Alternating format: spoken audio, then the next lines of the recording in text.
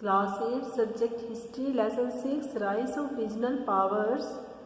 Read page 45-46। इसमें class आज हम पढ़ेंगे the downfall of Mughal empire.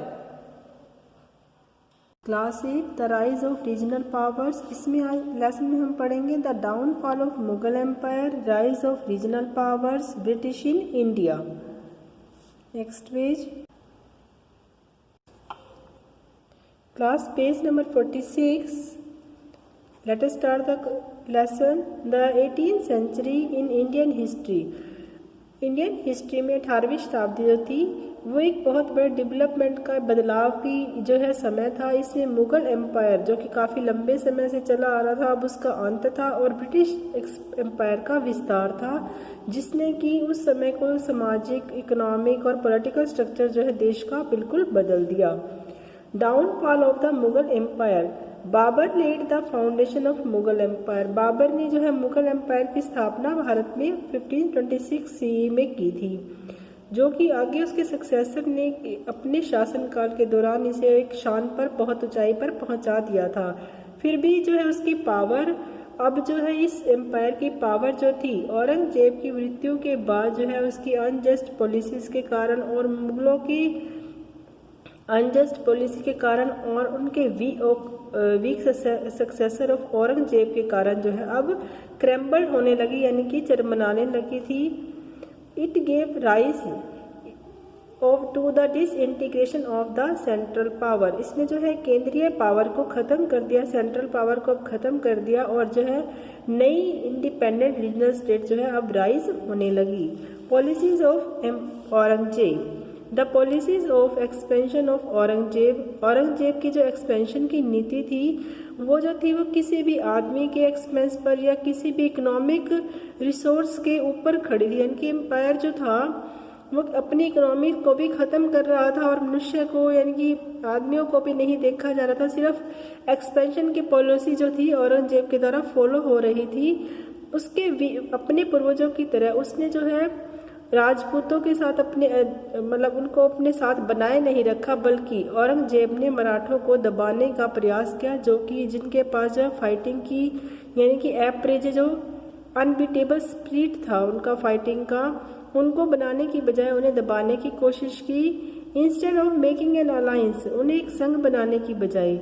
इससे अधिक जो है उसके राजपूतों के साथ भी जो कॉन्फ्लिक्ट का प्रॉब्लम्स थी, उसने मुगलों ने जो है उनके प्रति जो है वफादारी को ख़त्म कर दिया। मुगल जो यानी कि राजपूत जो थे वो मुगलों के प्रति वफादार नहीं रहे थे। औरंगजेब की जो धार्मिक कट्टरता की नीति थी उसने भी हिंदुओं के मन में धार्मिक आज़ादी को ख़त्म कर दिया, और जिसके कारण जो है मुगल जो है अब डाउनफॉल की तरफ चल रहे थे। War of succession.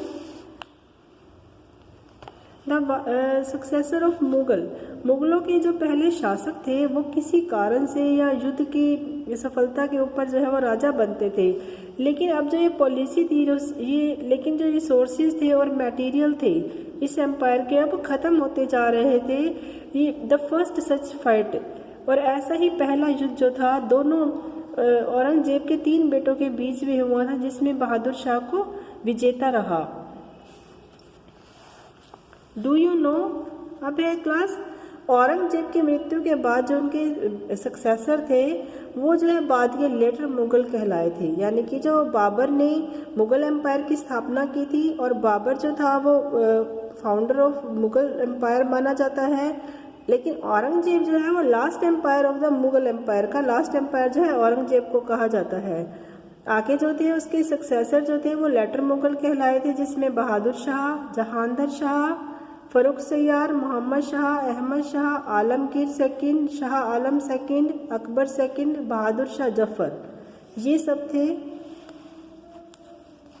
Week successor. None of the successor of Aurangzeb. Aurangzeb का कोई भी सक्सेसर जिनके नाम हैं बहादुर शाह, जहांगीर शाह, फरुख सैयार, मोहम्मद शाह, आलमगीर सेकंड, शाह आलम सेकंड जो है वो मुगल एम्पायर को अभी कोई भी स्टेबिलिटी इनमें से कोई भी नहीं दे पाया। ये जो है बिल्कुल एब्सोल्युटली इनएफिशिएंट थे, और इन्होंने जो था मुगल एम्पायर की शान को बिल्कुल ख़त्म कर दिया था। ये जो सारे रूलर्स थे, ये जो अपने मंत्रियों के हाथों की कठपुतली बने हुए थे, जिनकी जो शासन को चलाते थे, इन्हीं की तरफ से वो शासन को चलाते थे मंत्री, लेकिन उन्होंने क्या है, इनको अपने हाथ की कठपुतली बनाया हुआ था। इस समय के दौरान सैयद ब्रदर सैयद हुसैन अली और सैयद अब्दुल्ला जो कि प्रभावी जो है इस समय काफ़ी प्रभावी हो गए थे, और इन्होंने राजाओं को, इम्पीरियर्स को, बादशाहों को बनाने और ना बनाने में एक इम्पोर्टेंट रोल प्ले किया था। करप्ट नोबल्स, मुगल कोर्ट जो है वो 4 नोबल्स में बटी हुई थी, तुरानी, ईरानी, अफगान्स और इंडियंस बोर्न मुस्लिम। इनके बीच में फाइटिंग जो थी वो चल रही थी, और इंटरनल डिवीज़न, आंतरिक डिवीज़न भी जो था इसके मुगल एम्पायर के डिसइंटीग्रेशन या डाउनफॉल के लिए रिस्पॉन्सिबल था। मुगल जो थे वो जागीरों के लिए और ऑफिसेस के लिए, हेड ऑफिसेस के लिए, या फिर धन संपदा पर कब्जा पाने के लिए, उसको इकट्ठा करने के लिए लड़ रहे थे, जिसके कारण जो है एम्पायर की इकोनॉमी जो है वो काफ़ी कमज़ोर होती गई। क्लास हमारी आज की रीडिंग यहीं तक रहेगी, एम्पायर तक।